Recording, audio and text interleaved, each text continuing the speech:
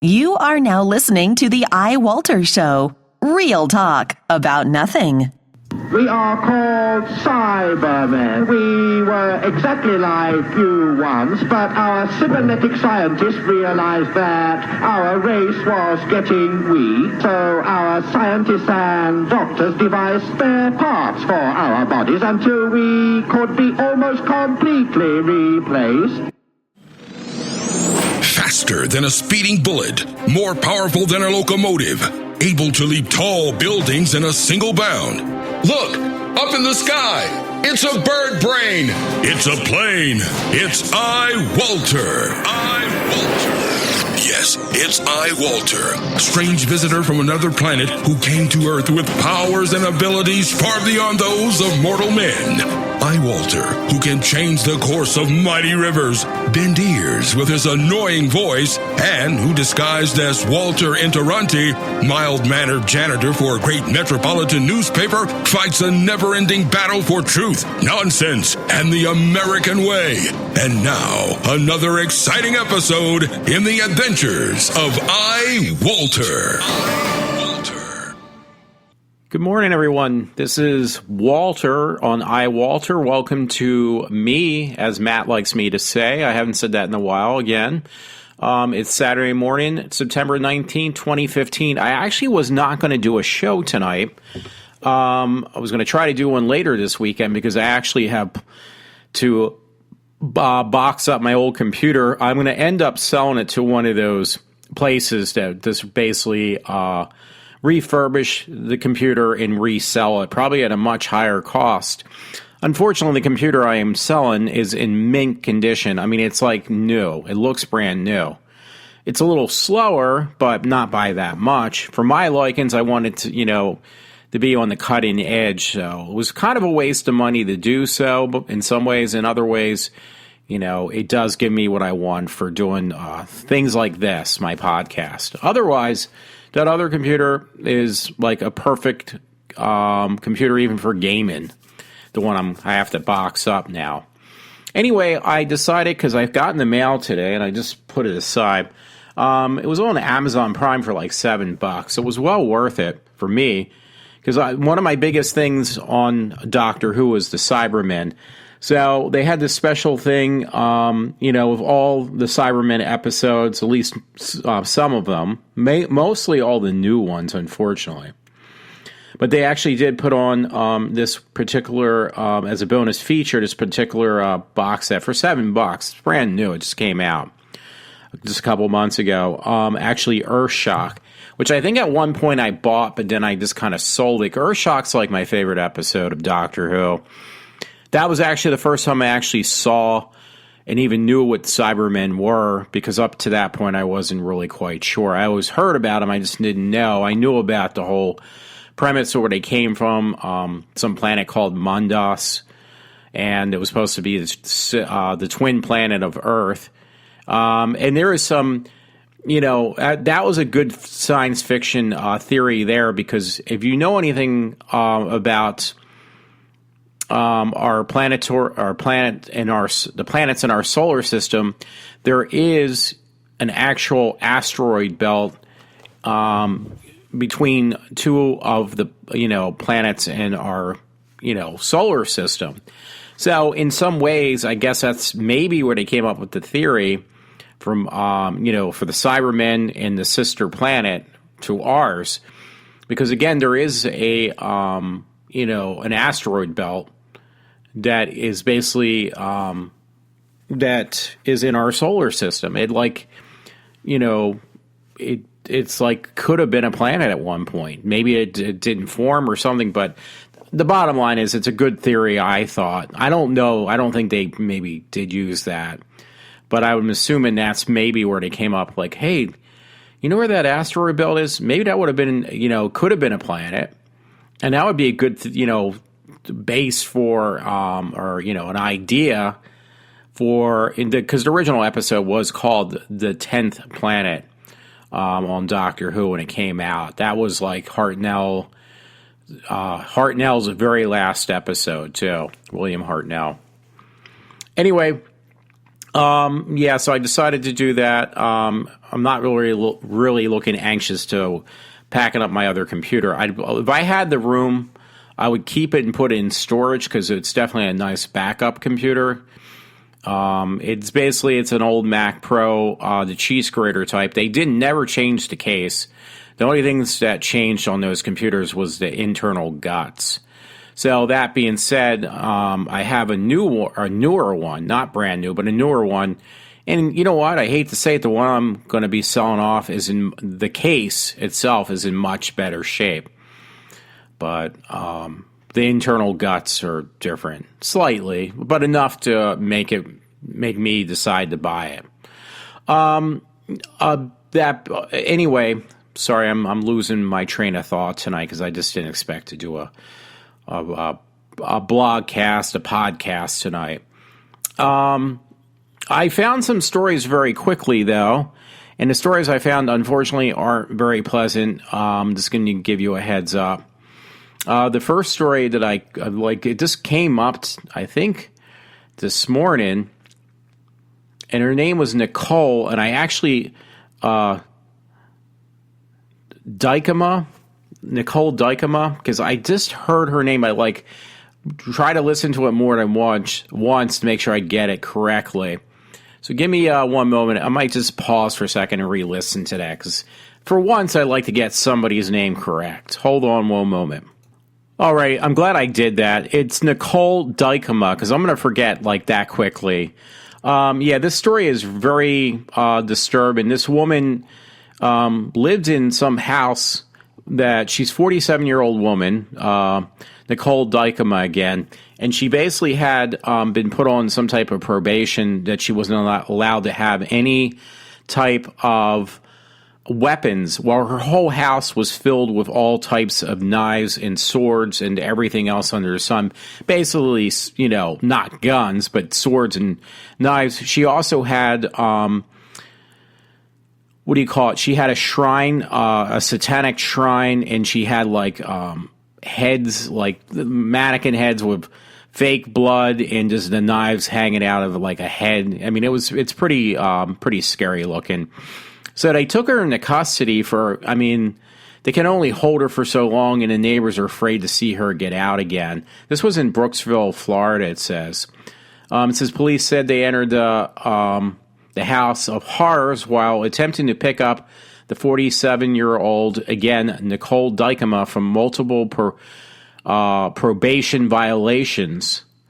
So, she did a lot of damage around the neighborhood, or I guess around her house. It said something about breaking somebody's, I don't think it was hers, but with a sword again, their central air conditioning. So yeah, she had everybody scared in this neighborhood. See if there's anything important. There's an actual video thing on this one, so you can actually check it out. It's on Dreamin' Demon. Just look for Nicole Dykema arrest after police find the House of Horrors filled with 3,700 weapons. Can you believe that?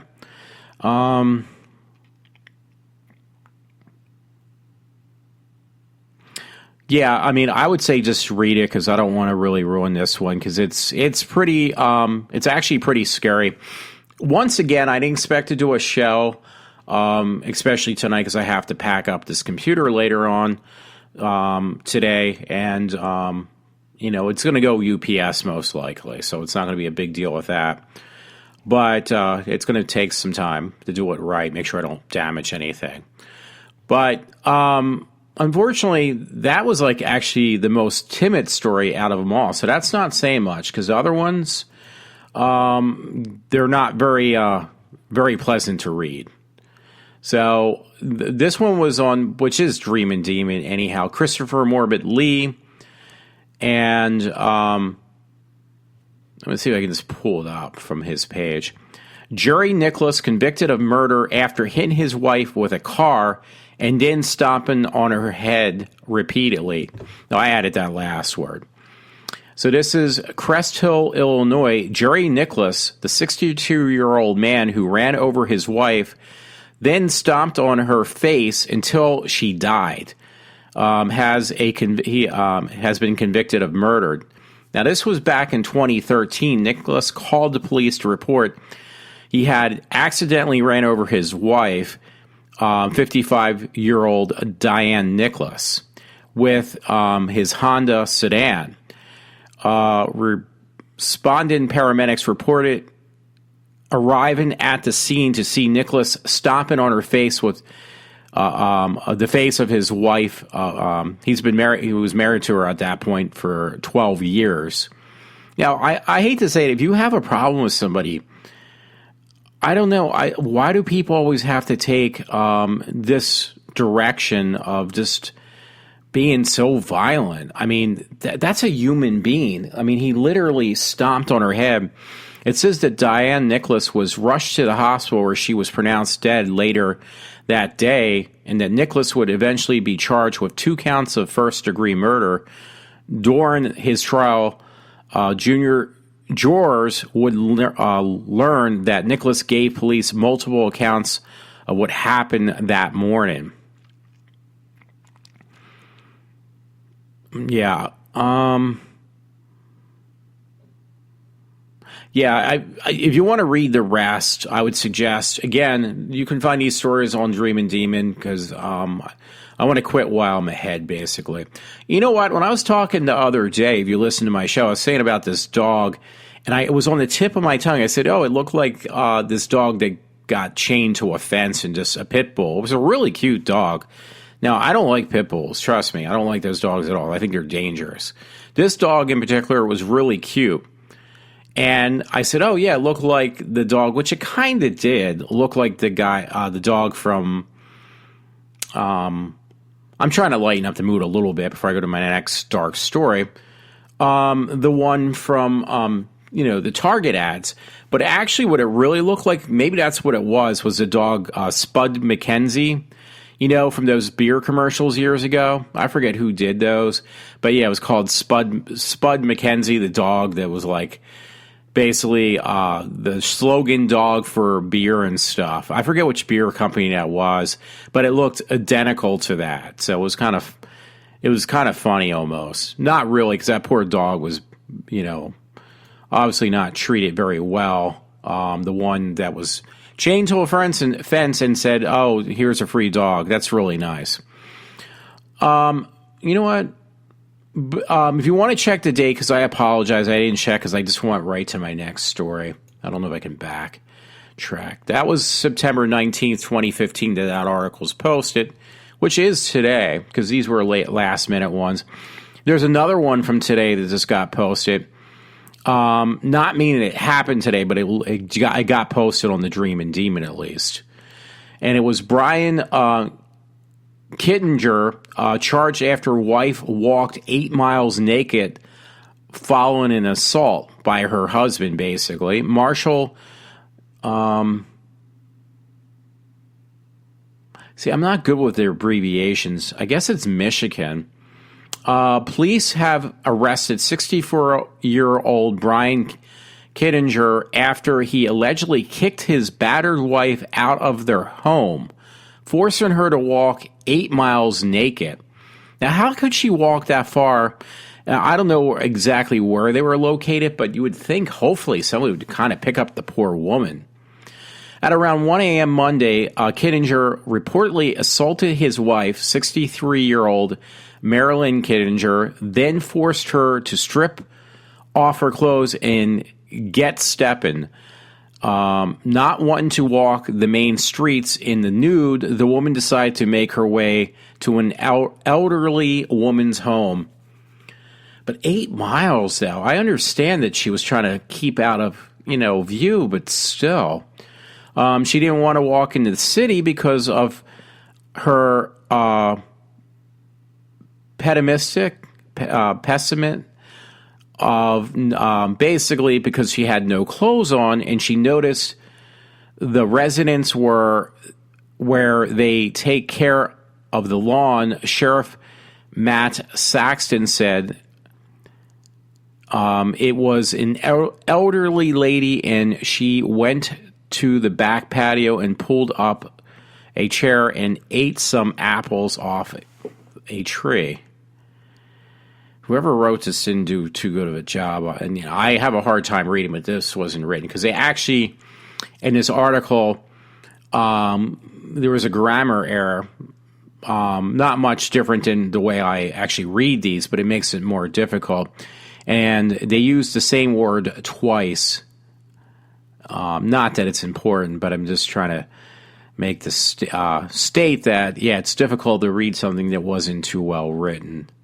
Makes it even harder, I should say. But anyway, that's not important. At around 10 a.m. Monday morning, Brian called police to report his wife was missing after walking out of the house during the argument. So her husband decides to call on Monday morning, I guess, of last week, and report his wife missing. Police would search for Marilyn until late Tuesday afternoon when they got a call from an elderly woman reporting she found Marilyn outside of her home. Turns out that Marilyn had been hiding outside the woman's home the entire time and was not noticed by the elderly woman until she went out to investigate a noise. Okay, so that makes sense. I'll explain what I'm trying to say in a minute. The woman said that she found Marilyn in her porch. Marilyn asked her not to call police. She did anyway, and the detectives arrived to find Mary still on the porch and still naked. So this woman, after her husband abused her, she tried to stay out of hindsight. She ended up on some elderly woman's back porch where she basically hid out, not directly hid out, but she was on the back porch. And basically, for food, I guess this woman had an apple tree, this lady's old elderly woman's house, so she was eating apples. But the elderly woman of the house that this naked woman was at, the elderly woman was wondering what this noise was and found a naked woman. So, if that makes any sense. They interviewed Marilyn and said that she was sporting injuries consistent with an assault. They also learned that she had walked 8 miles in the buff, hiding in ditches wherever other vehicles passed, whenever vehicles had passed by. Marilyn was taken to the hospital while Brian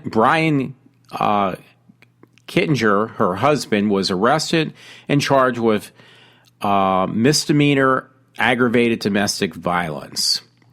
He was released on $5,000 bond in order to have no contact with his wife. If he's convicted, he's looking at a year in jail. Brian has no criminal record, but according to Saxton, Maryland, he suffers a long years of domestic violence. I hate to beat a dead horse. I just really do not understand how women find, you can't say that these women don't know ahead of time that these men are abusive, but then they end up seriously dating them or actually just marrying these monsters. I don't understand that. I mean, that could go both ways because I'm sure there's men who get in violent relationships that the women are the violent one. I'm sure that happens too. But either way, I just don't understand it. I really don't. Wow. I might be already through my stories that I had queued up. So, because I know I had a couple other things.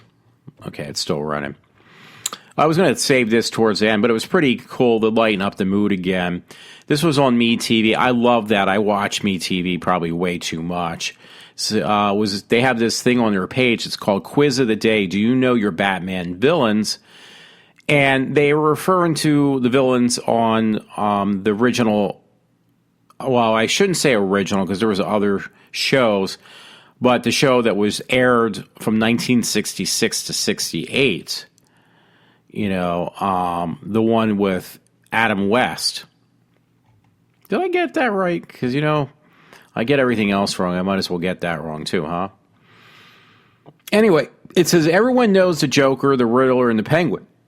Not only are those comic book fiends permanently part of the pop culture, but they were portrayed perfectly on screen by the likes of Cesar Romero, Frank Gorshin, and Burgess Meredith. To many of these performances from the original Batman television series, there will remain a definitive version of the villains, but other famous stars appeared as foils for the Caped Crusader and the Boy Wonder between 1966 and 68. Everyone from Liberace to Joan Collins were baddies on Batman. Can you name these notable villains played by famous guest stars? I just want to make sure I got his name right.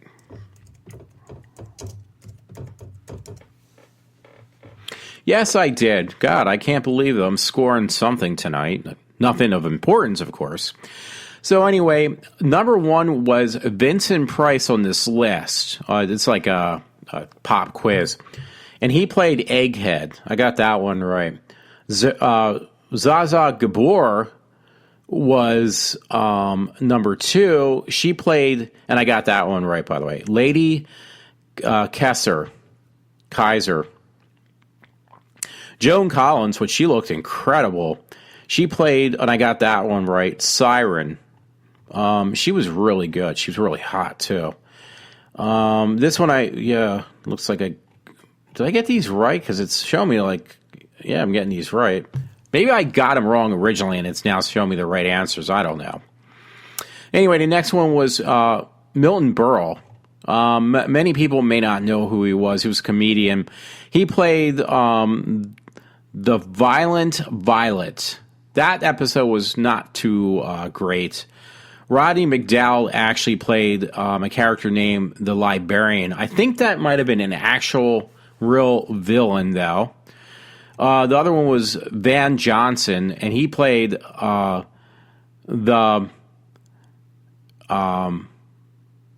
no, I know how to say it kind of, but I don't know how to, the Mandrill or something. You know, it's like a Renaissance type.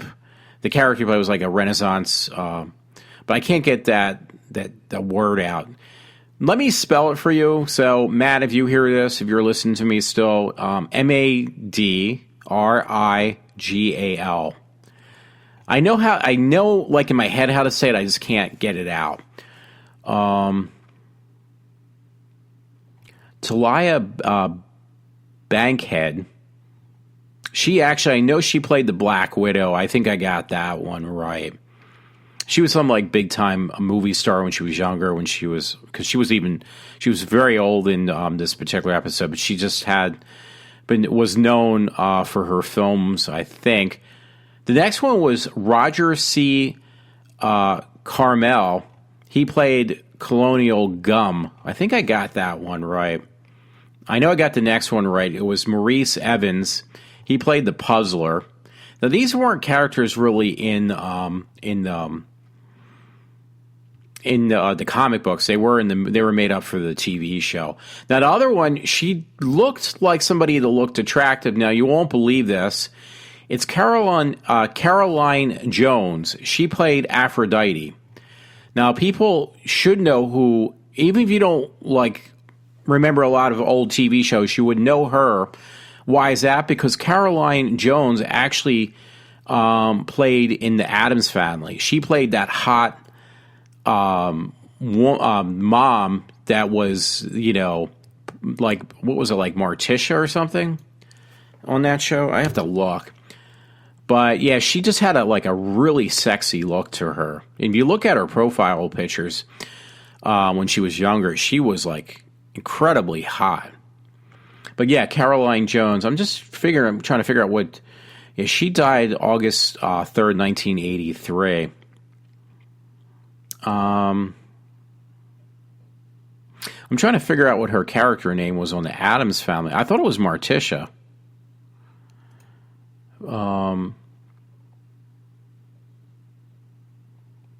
Yeah, I'm looking at it now. Yeah, Morticia Addams. Yeah, she played Morticia Addams. So her hair wasn't that dark black like in like in the TV show. Now, if I would choose like one of those shows between Caroline Jones and what was the other one?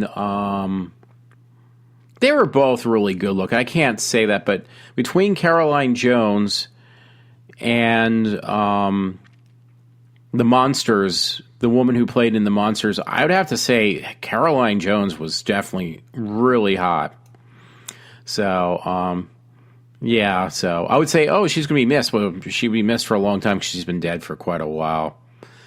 But, yeah, she just had a unique look, a very unique look. So that was like my lighter story. Okay, now I can go back to my evil, sinister stories. So, because I enjoy those more. Actually, no, I got another funny story. I'll get this one next. I have to thank Todd Thomas. This was on Gawker.com. I will neither confirm or deny if I've had this issue before, but it says, kid leaves stealth poop in supermarket floor, nonchalantly walks away. And they show the video because he got caught on the surveillance camera. Well, this kid was just like walking casually, this little kid, and he shits himself. He's got these little like knickers on, you know, those shorts that come down a little bit below your knees.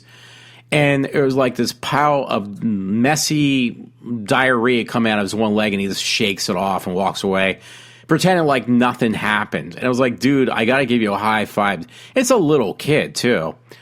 It says a CCTV video that landed on live leak earlier this week shows a small child deploying a stealthy poop in the middle of a supermarket aisle, allegedly somewhere in Russia, to watch the boy leave what the Mirror drooly calls his nasty deposit. It is to laugh, but wait, there's even more. This multi-layer treasure, all of the layers contain doo-doo. And that was on the 17th that was posted. By the way, that looks so freaking cool. I'm looking at it now. It's like some advertisement on the side besides Doctor Who. Hey, that's a given that it looks cool. I really like, they showed this picture of the new Star Wars, and I saw that in the previews where they show Darth Vader's mask all mangled up. Because if you remember, though, in, what was it, Return of the Jedi? Was that the last one? That Darth Vader, his son, basically, who was Luke Skywalker, burns his remains. But yet they show in the new one, Darth Vader's mask. It's almost like it looks like almost like a skull, but it's actually, you can tell it's Darth Vader's mask. So maybe it didn't get completely burned, I guess. We have a crazy theory about Darth Vader might fit into Star Wars Force Awakens. This was on IO9.com. I had to open it up because it looks so freaking awesome. The first trailer, Force Awakens, announced to the world there was a brand new Star Wars villain. We then learn his name is Kylo Ren, owner of the ominous hilted red lightsaber. A second trailer followed, and immediately we were greeted by the face of Darth Vader. The obvious question was, why? I was kind of wondering that, too. I just think it looks really cool. Why, if you want audiences to fall in love with the new lightsaber, Weldon Heavy, are we being reminded of the old one? We all love Darth Vader, but decades have passed. He's dead, gone, redeemed by his son, aware of his daughter, burned to a crisp in the forest of Endor, and returned to the Force alongside two other dead Jedi Knights, Yoda and Obi-Wan Kenobi. So it says, why is Darth Vader in Star Wars Force Awakens at all? Well, we have to have a theory, and it's a little bit nuts. Well, this is too long. I'm not going to read the whole thing now because I'll probably end up ruining something. I mean, the new villain does kind of look cool, but it actually does look pretty cool. But it's I mean, Darth Vader is cool for the day. It was a little bit, like, you look at him now, he kind of looked dated with that helmet and stuff. But, yeah, it's just cool to see that mask. It's all like of Darth Vader's. It looks like, literally, it looks like a skull, but you know it's Darth Vader's mask. That's what I really liked about it. Alrighty, I guess I got to go back to my, no puns intended, to the dark side, because I got some dark stories again. This is not a very entertaining story. This was on PIX 11. Thank you, Todd, for the story.com. It was posted on the 18th of September. That's this month. Dad gets life term for throwing a 4-year-old daughter off a cliff. This was in Los Angeles. A father tossed his 4-year-old daughter to her death off a Southern California seaside cliff was sentenced Friday to life in prison without parole, nearly 15 years after the girl's death, and 3 criminal trials. It says Cameron Brown, sentenced to Los Angeles Superior Court, was mandatory after he was convicted of first-degree murder in May. It said it happened in November 2000. That was a long time ago. Brown threw his 4-year-old daughter, Lauren Serene Kay, off Inspiration Point in Rocos Palos Verdes. She basically fell to her death at 120 feet. The little girl was killed during a bitter custody dispute between her parents. A prosecutor said Brown threw her off a cliff because he hated her mother and was tired of paying for the child support. That's horrible. So if this happened back in 2000, it's 2015. The girl was 4. She would have been like 19 years old if she was still alive. Brown's lawyer acknowledged his client was a bad father, but said the girl tripped and fell as she ran towards Inspiration Point on this cliff. I'm not going to try to pronounce that name again. The case lingered for years as previous jurors deadlocked on whether to convict Brown of murder or involuntary manslaughter. So it had taken all that time just for him to finally admit that he just didn't want to pay the child support and he hated the mother. I guess maybe the child looked more like the mom. I don't know. But that's a shame. This was another story from Todd Thomas. He found it. So, Todd, thank you once again. PIX 11, they seem to have a lot of gruesome stories. Now, this one's, I'm just warning you now, it's not any better. Mom wanted for stabbing daughter's lung with scissors, police said. September 18th. This was in Memphis, Tennessee. Officials are searching for a woman who is accused of stabbing her own daughter in the chest with a pair of scissors on Friday. A family from Chicago was in Whiteville for a funeral when the incident happened. Yeah, it's incident.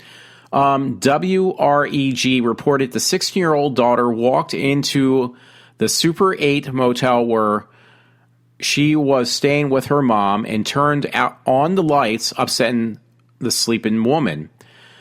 The girl told police that when her mother, Lizette Sanders, yelled at her to turn off the lights. While she was trying to explain, the woman reportedly jumped out of the bed saying, "I'm going to kill you," and rushed at her daughter with a pair of scissors. She stabbed the girl in the chest, punctured one of her lungs. According to the police, the mother hid the scissors after the attack and told her family she didn't know what happened. Well, that's real smart. The daughter was airlifted to Regional Medical Center where her condition is unknown. When the police arrived, Sanders had disappeared. She is now wanted for aggravated child abuse, attempt to first-degree murder, and tampering with evidence, police say. Anyone with information can call this Crime Stoppers hotline at 901-528-CASH is the name. So instead of numbers, it says the last 4 digits are actually letters of cash. So again, that's 901-528-CASH. And that is if you have any information, if you live in the area, about this woman who stabbed her daughter in the chest. And this was in Memphis, Tennessee. So I don't know many people from around there. Once again, 901-528-CASH. Oh, yeah, this was like a really, not dark, but it is definitely a disturbing story. FreedomMountPost.com is where I got this story, I believe. I actually sent it to my friend Todd. And it shows pictures of like all these people we let in our country, these Muslims and these refugees, and how anywhere we let them set up camp, they literally, you can look at these pictures, and they're on my Facebook too, they destroyed the area. Like they completely demolished the area. Like they have no respect for us letting them into the country for free and then giving them things to survive on. So their payback is just to completely obliviate, destroy the where we let them stay. It says, look at the trash and the destruction left behind Muslim refugees. I believe it was here. It could have been elsewhere, so I'm going to read it. As I look at the photos posted by witnesses at the Italian-Australian border, Siberian-Hungarian border, and various train stations around Europe, I'm wondering who is going to clean the mountains of trash left behind for miles and miles as far as the eye can see by these refugees in the Middle East. Now, we do let a lot of them in our country too, by the way.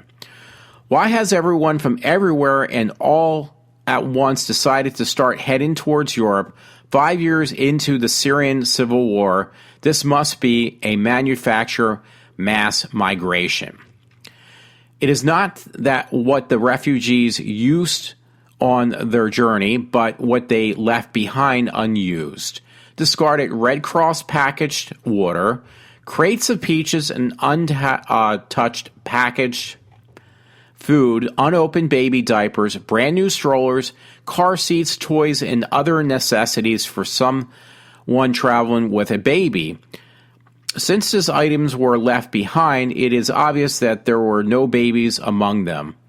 So obviously this is a way, again, this was mentioned even on Russia's show, this is a way that these terrorists that hide amongst these migrants are infiltrating themselves into other countries, and that's exactly what they did. Videos are coming from various regions showing Muslim men fighting, throwing rocks and chairs at each other, breaking windows, throwing feces, blooding each other's noses in vicious fights, shave fighting, and Sunnis. The same century-old senseless religious tribal animosity and hatred. I'm not sure I'm going to read this whole one. This one's rather lengthy. But you can read the rest. Let me give you that link again. It is on FreedomOutpost.com. FreedomOutpost.com. I would definitely tell people, please read this, because these people, again, have gotten into these countries because, people are taking in all these supposed refugees, but they're really not all refugees. It's just a front, and they are destroying these countries, which I'm sure they're doing the same thing here too. We're just not hearing about it because that's going to be covered up. That might be actually my last story. I was hoping to leave with something a little bit better, but no, it's not going to be the case, unfortunately. So, I'm going to have to leave it go with that. I'm sorry about that, folks. Not a good way to end a night, but yeah, I mean, you know what? You got to look at this stuff a little bit more closely and who we accept in, even our country, because we got a president that is very weak and an administration that's equally as weak. And they just like are bleeding heart liberals that just really don't realize how, well, maybe Obama does. I wouldn't doubt it. Who are basically just asking for the destruction of our country. And there's no one who obviously is stopping these people from, coming in, because we don't have anybody. Everybody is like apologizing and, looking to blame the Republicans for this mess when it's not even their fault. Of course, we have weak Republicans who are afraid they have no spinal cord, and they're obviously not doing anything about trying to stop this nonsense. So we are completely doomed at this point. Sorry to leave on that bad note, but I really don't have much else to talk about. And like I said, I got some stuff I got to do when I get up later today. So everyone, hey, you know that old saying, misery loves company. So I gave you some heartache for the weekend. Everyone, I'll try to be back because on tomorrow I'll be busy, and Sunday I got tickets from my parents and I to go see Psycho over at 7 o'clock on Sunday. The original Psycho in the Oaks movie theater. So everyone, try to have a good weekend even though I ruined it for you. Thanks a lot for listening to me if you are, and I am signing off for now.